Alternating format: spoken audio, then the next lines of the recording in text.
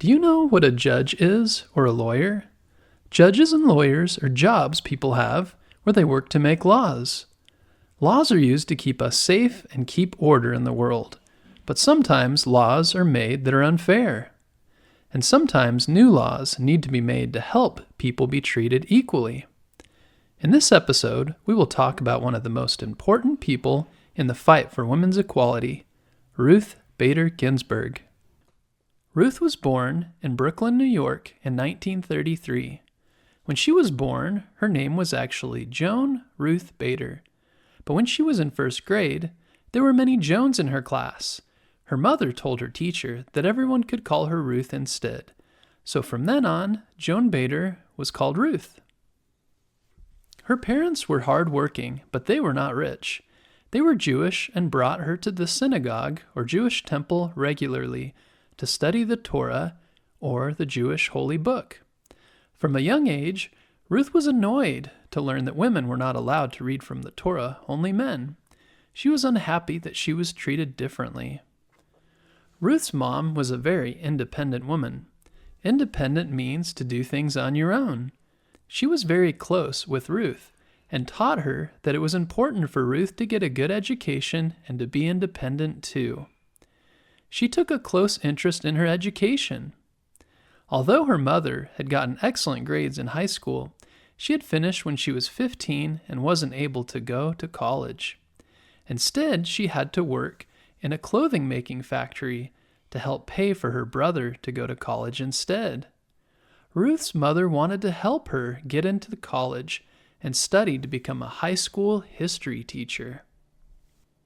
Ruth liked studying with her mother, and it helped her to excel or do really well. She was also inspired by what her mother had done for her brother. Working in a factory to help pay for his education was an act of selflessness that stuck with Ruth. An act of selflessness is something that someone does to help another person without any thought of what it will do for themselves. Ruth worked very hard in high school and got excellent grades. Sadly, her mother got sick with cancer when she was in high school and died the day before Ruth graduated.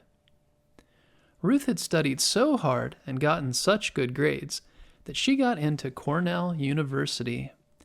This is one of the best universities in the United States, so it was a huge accomplishment. While she was at Cornell, Ruth studied government. Very early in her time there, she met a young man named Martin Ginsburg. They started dating and fell in love. Martin was studying law, and he told Ruth about what he was learning. She started thinking she might also want to study law. First, though, she needed to finish her other degree.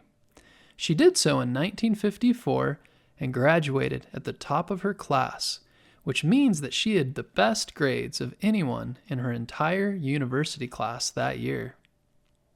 Martin and Ruth decided to get married, and they had their wedding 1 month after Ruth graduated. Ruth added Martin's last name to hers, and her new name became Ruth Bader Ginsburg. Shortly after they got married, Ruth got pregnant and had a baby girl named Jane. And soon after this, Martin was drafted into the U.S. military. Drafted means when someone is told they have to join the army. Martin served for 2 years in the army before he was allowed to go back to regular life. After Martin was finished with the army, Ruth and Martin returned to Harvard so that he could complete his law studies. Ruth continued to be interested in studying law as well, so she also started in law school at Harvard. When Ruth started law school, it was a very difficult time for her. She had to find time to study and also take care of her baby Jane. It was very hard to do both.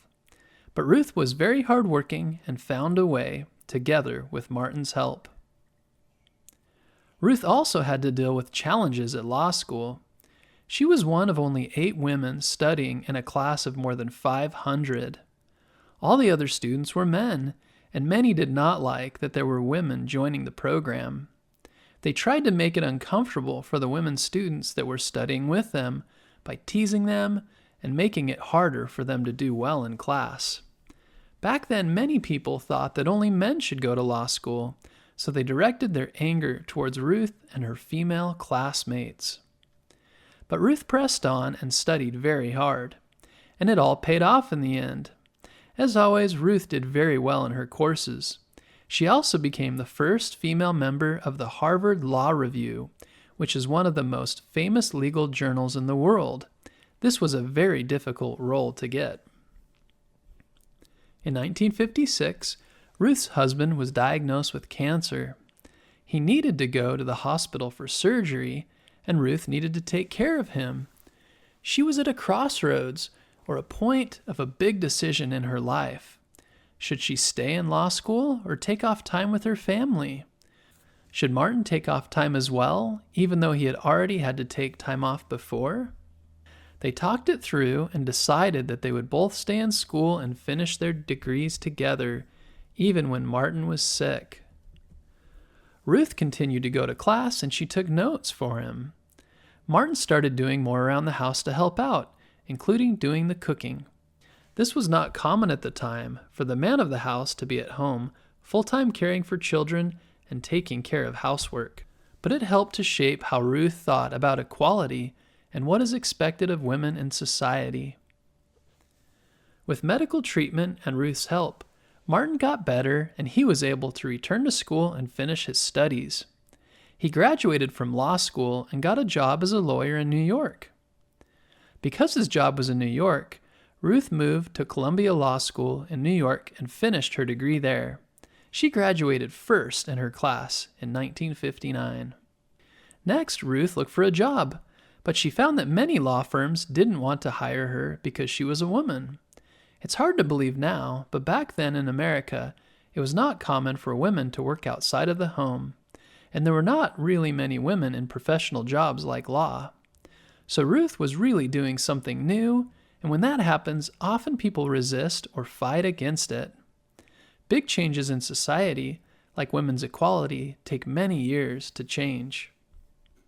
Eventually, Ruth found a job as a law clerk, which is a researcher who works for a judge. After 2 years in that job, she became a university law professor.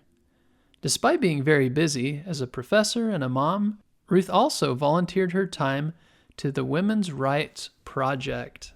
To volunteer means to do something for free because you want to make a difference. Ruth's volunteer work for this project involved winning 6 very important trials in U.S. courts on cases about women's equality. In 1980, Ruth was awarded a very important job. President Jimmy Carter appointed her to be a judge with the Court of Appeals. She continued to work very hard and to work for equality for women and others. Then in 1993, she was appointed to be a judge on the U.S. Supreme Court by President Bill Clinton. The Supreme Court is the highest level of court in America and makes decisions about the most important cases from around the country. As a judge, Ruth's decisions favored a moderate approach. She was a big supporter of equality between men and women and of the rights of workers and the separation of church and state. She wrote an important decision that said that military could not refuse to allow women to join. She won awards for her work and what she did to help defend people's rights. She worked hard in the coming years to be an excellent judge and to provide lots of reasoning that has been very influential on American laws. In 2016, Ruth released a book about her life memories called My Own Words. She became famous for her thoughtful attitude and her style, as well as her famous expression, I dissent. Later in her life, people made t-shirts with her image and this expression, and she became an icon or symbol for her beliefs. People began calling her RBG, her initials for Ruth Bader Ginsburg. Ruth's health started to get worse in the later years of her life. She had cancer a few times and had surgery for each. However, she continued to fight each time and grow healthy so she could continue her important work. In July 2020, Ruth revealed that her cancer had returned. She died in September that year.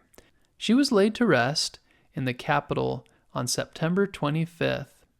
She was the first woman and the second Supreme Court judge to have this honor.